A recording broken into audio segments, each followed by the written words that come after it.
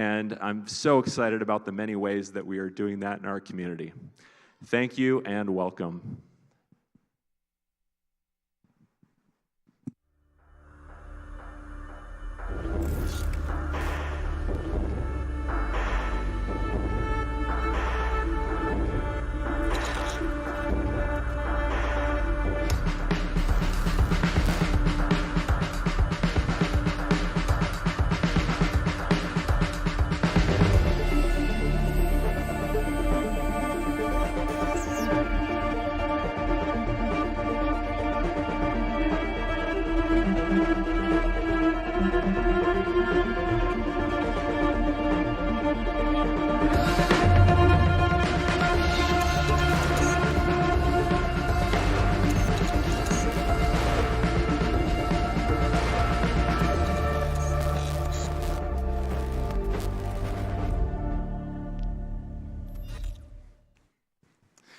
Well, hey, good morning and welcome to Trinity Church. We are a church all about connecting people to Christ. And so whether you have been coming here for years or this is your first time, I'm so glad that you're here.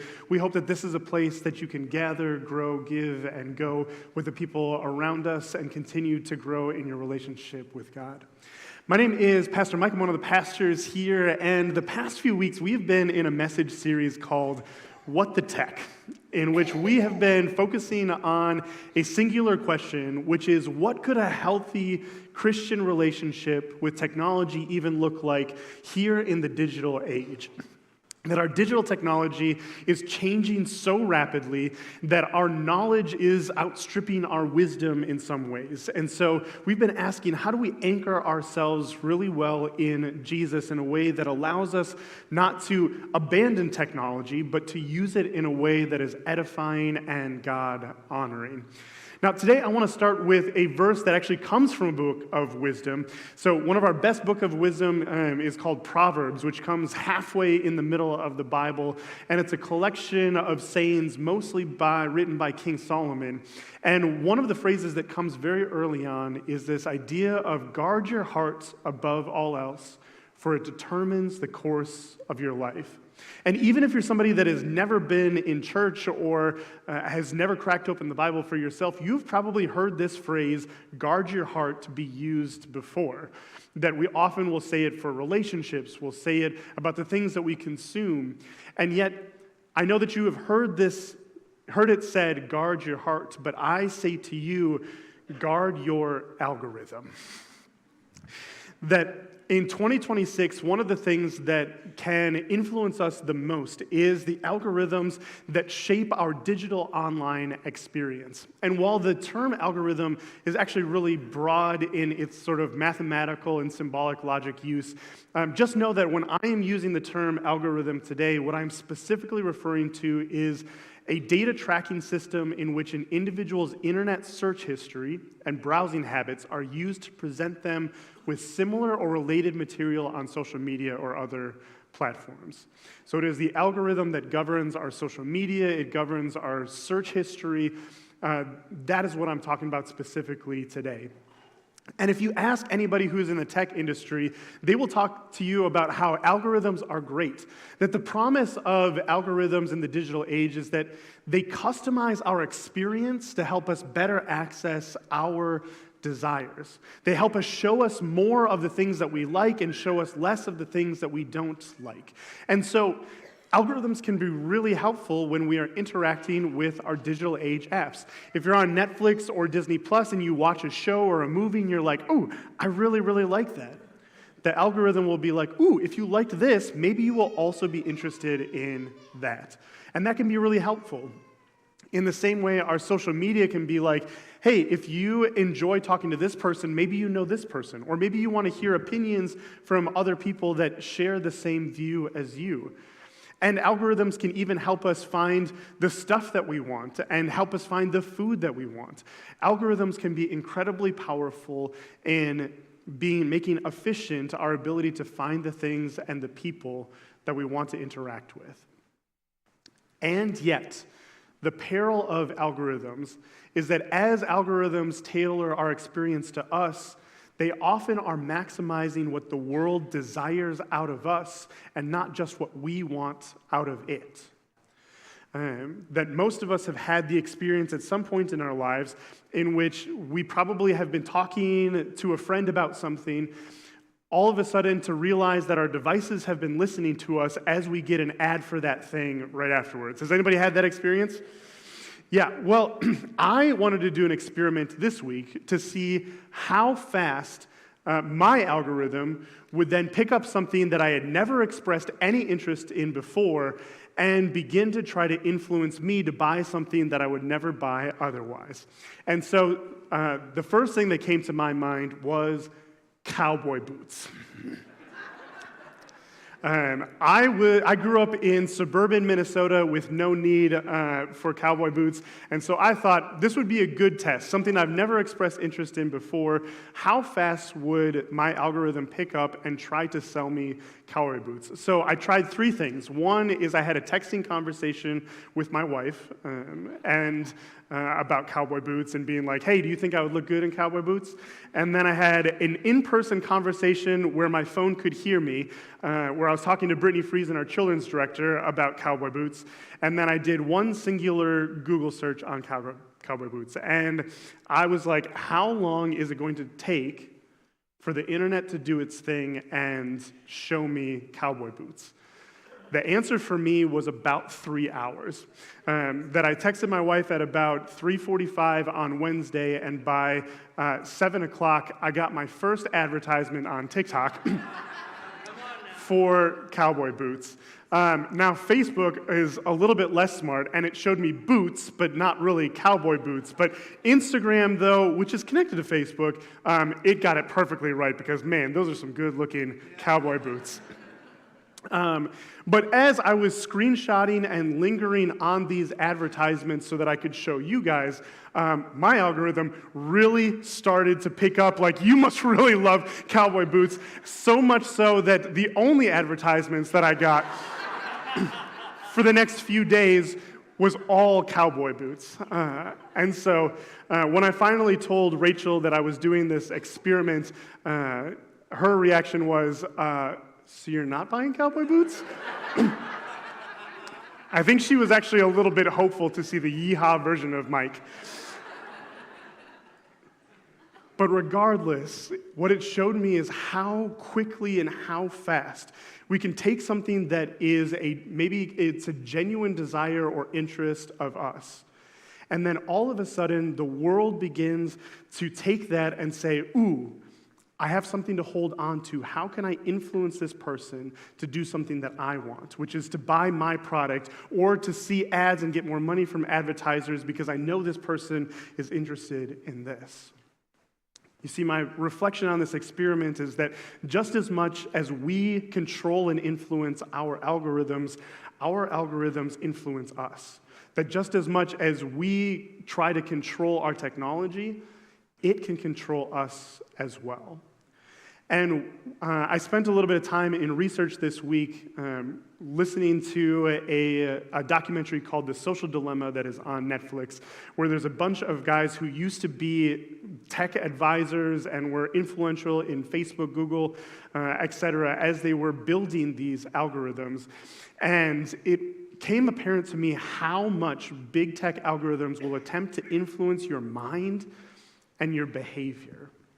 One of the things that stuck out to me the most was this interview that was done with a guy who is early into the monetization of Facebook. And he talked about when they first started introducing ads, they were trying to find ways to get more traffic to their site. And one of the things that they introduced was tagging people in photos. That it gave them another avenue for them to send people notifications that then you would go to their site and then you would begin to see the advertisements that people were paying for. And he said that at first what they would do is when somebody would tag you in a photo, they would send you an email saying, hey, you've been tagged in a photo. He said it would have been very easy for us to just send them a picture of that photo into your email inbox. But if we would have done that, then you would have stopped there and you would have never visited our site. And so we would send a notification saying, hey, somebody tagged you, follow this link to go see what it is. And their traffic skyrocketed because of this system. You see, there are thousands of different little ways in which our algorithms are competing for our attention and for our loyalty.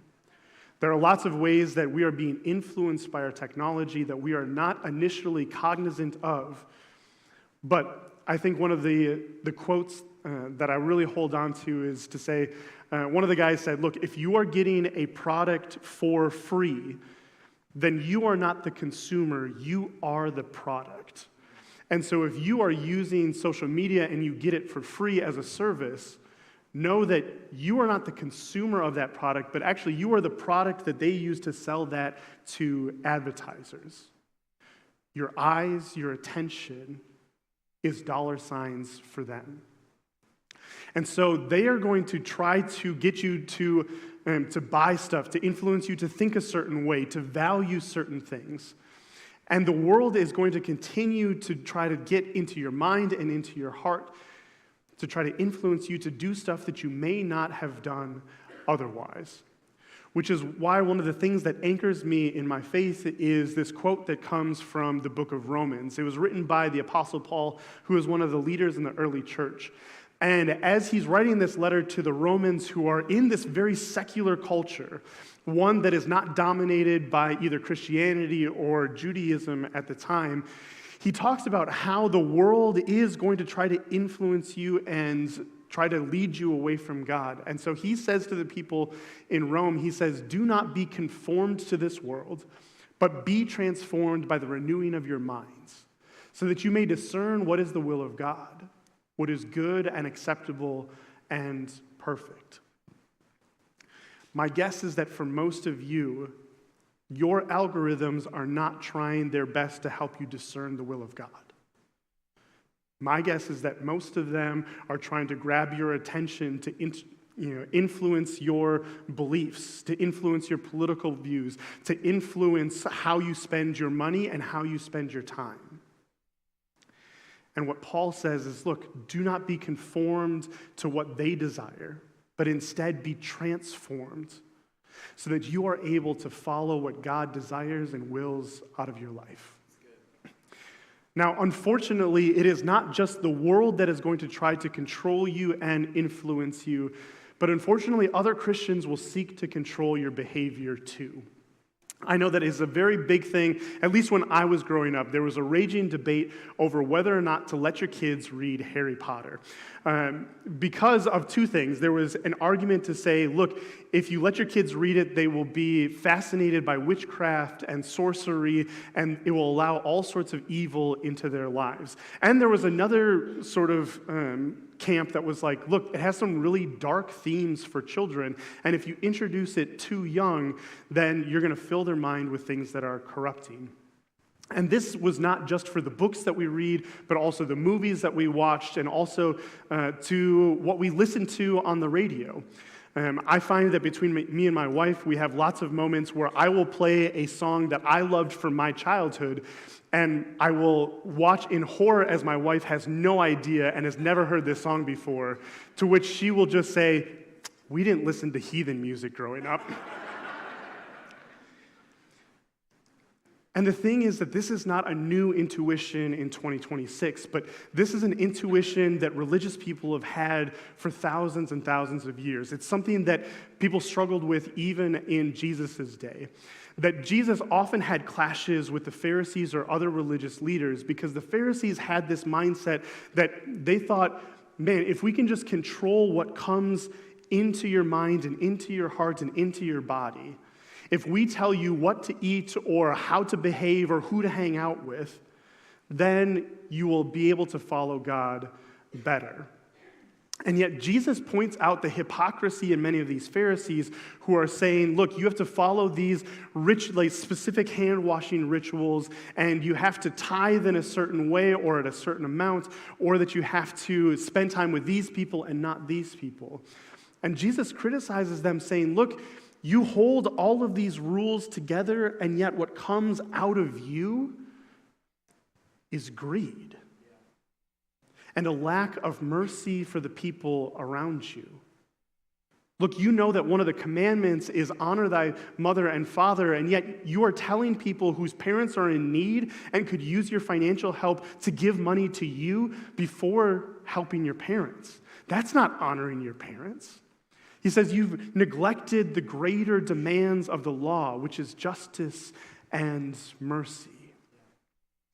And so in the middle of this discussion, Peter's like, Jesus, you're kind of going hard on these guys. Like, you're making them really upset. And Jesus' response to them is, ignore them. They are blind guides leading the blind. And if one blind person guides another, they will both fall into a ditch. And then Peter said to Jesus, explain to us the parable that says people aren't defiled by what they eat. And as Jesus is explaining why, there's this beautiful quote where he says, for from the heart come evil thoughts, murder, adultery, all sexual immorality, theft, lying, and slander. These are what defile you. Eating with unwashed hands is not what defiles you.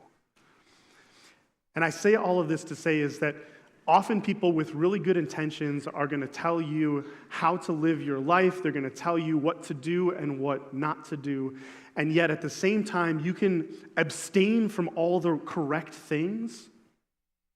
But if what comes out of you is still corrupted, that is what Jesus cares about the most. And so there's a lot of people that might come into your life that tell you that your digital diet needs to change, that you can't use certain apps, you can't watch certain shows, you can't listen to certain things, or else you're not really Christian enough. And I am here to say, like, that's not it. But what we do need to be aware of is how it influences your heart and your behavior. Are the places that you go for entertainment, are they ones that help edify you and help you have godly thoughts? Or are they ones that create lust for somebody who is not your spouse? When you think about your consumption of news, is it something that helps you see the world more broadly, or does it reaffirm your biases? Does it make you angry? Does it make you want to call other people evil? And when you go onto your apps, are you listening to people who are helping point you to God, or are you listening to voices that tell you, look, you should want what your neighbor has? That life is all about getting more money, having a nicer house. In that way, we need to be reflective on the ways in which our consumption of digital media is affecting our hearts and our behaviors. Now, the other thing that is true about this is that sometimes it is not that the arrow goes from media to us and then influences us. Sometimes the digital age can be a truth serum, that what we search in the Google search bar and what we follow and who we follow is actually not the world trying to press upon us, but in fact, it is a reflection of who we are. And what I find is really tempting in 2026 is that which was meant to be a window into the world is now becoming a mirror. That our digital existence is becoming more mirror than window. Here's what I mean by that. The internet is great in terms of expanding our horizons and our worldview. I love being able to look up stuff with my girls and be able to show them places and animals that we would never be able to see in person. I love being able to answer their questions about science that they have that I don't initially know the answer to, because it broadens their worldview. But then I also find in myself that when I hop on Facebook or TikTok, what is spit back out to me is not a broadening of my worldview, but a constraining of it. That these apps are giving me a reflection of what I want to see and what I want to hear. And eventually we get into places where one type of person is exclusively consuming digital content that looks one way, and another person is taking in content that looks completely different, that it is customized to our own biases and prejudice. And as you look at these two images, my guess is that there is something in your heart that instantly says, man, one of these people I wish was my friend, and the other one I don't want anything to do with. One of these people I would be happy to be my daughter or my son, and the other one I would be ashamed of.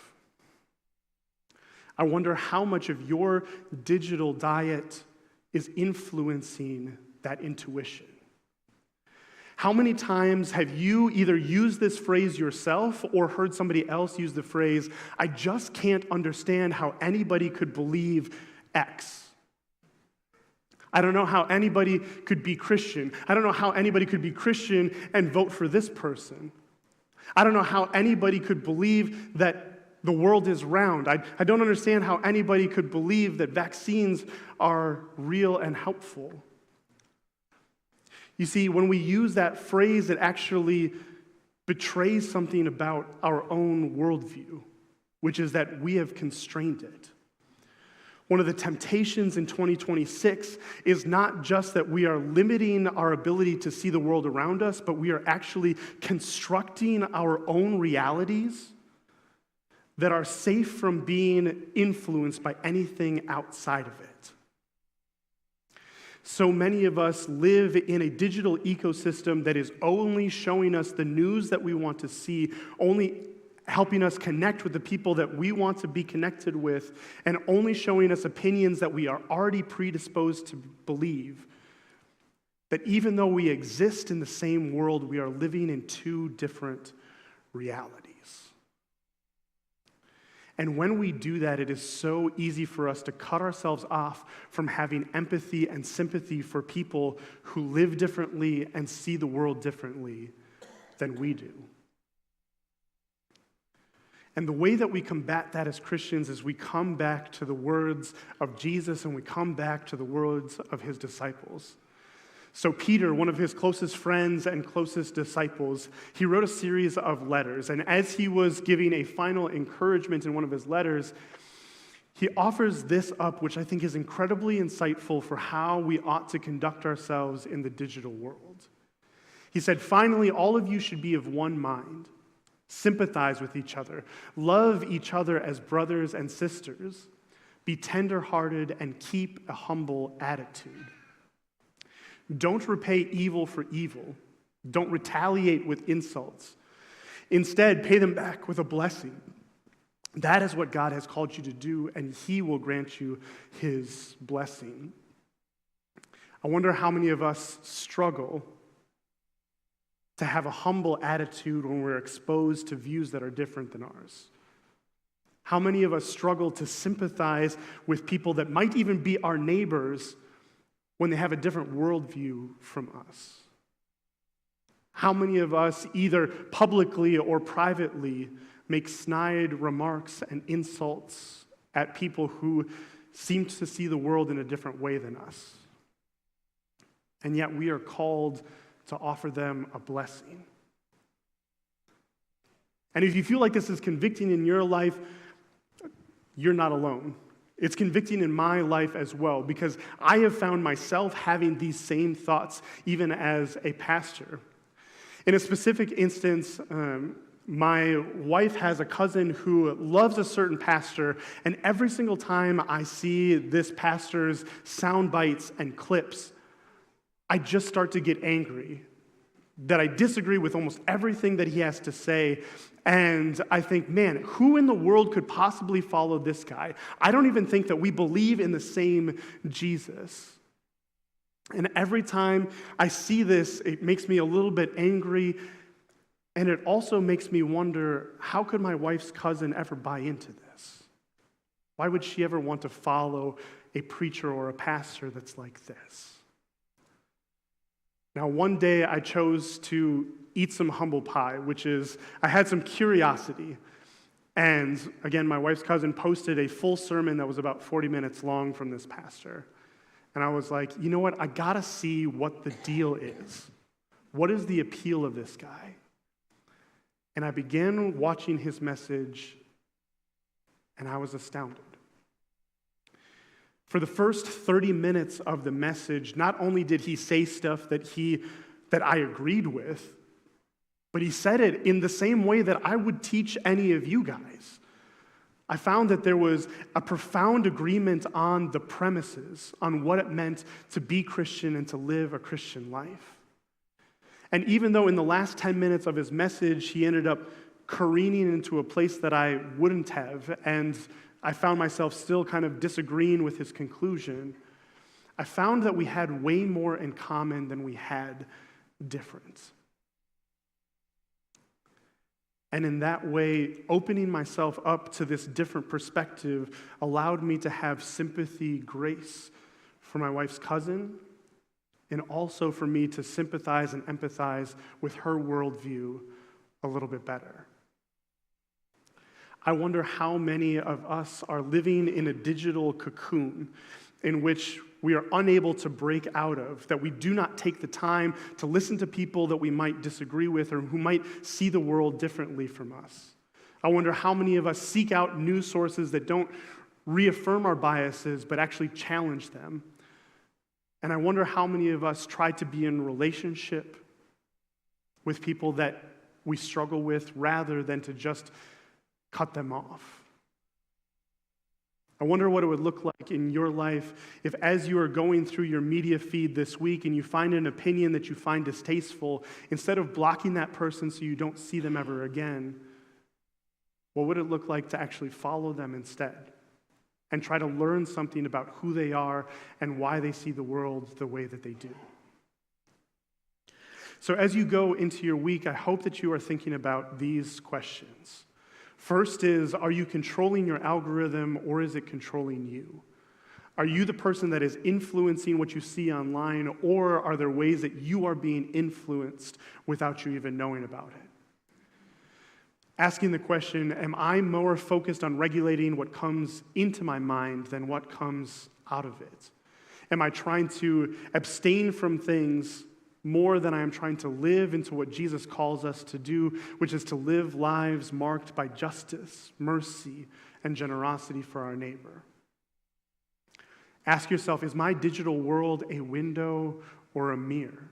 Is it helping me see the world more clearly, or is it just helping me see myself in the world and project my own fears and biases and hopes into the world? And do I react to people who think differently with insults or blessing? You see, the good news is that we can guard our algorithms because we can trust Jesus to be our truth. That when we focus on being able to follow Jesus, we are able to get beyond the cocoons and the shackles that we have made for ourselves.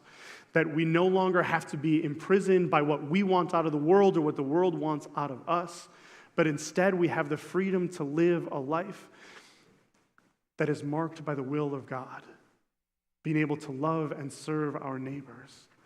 And Jesus even says to his disciples, he says, if you hold to my teaching, you are really my disciples. Then you will know the truth, and the truth will set you free. My hope for you is for freedom. Freedom not only from the influence of the world, but also from creating a world that only reflects yourself. I hope that you have the freedom in this world to be able to follow Jesus and humbly listen to his commands in a way that allows us to begin to build the kingdom of God here on earth. And I hope that you experience a freedom to love God and love the people around you, even when the world is telling you that you shouldn't. Amen? Let's pray.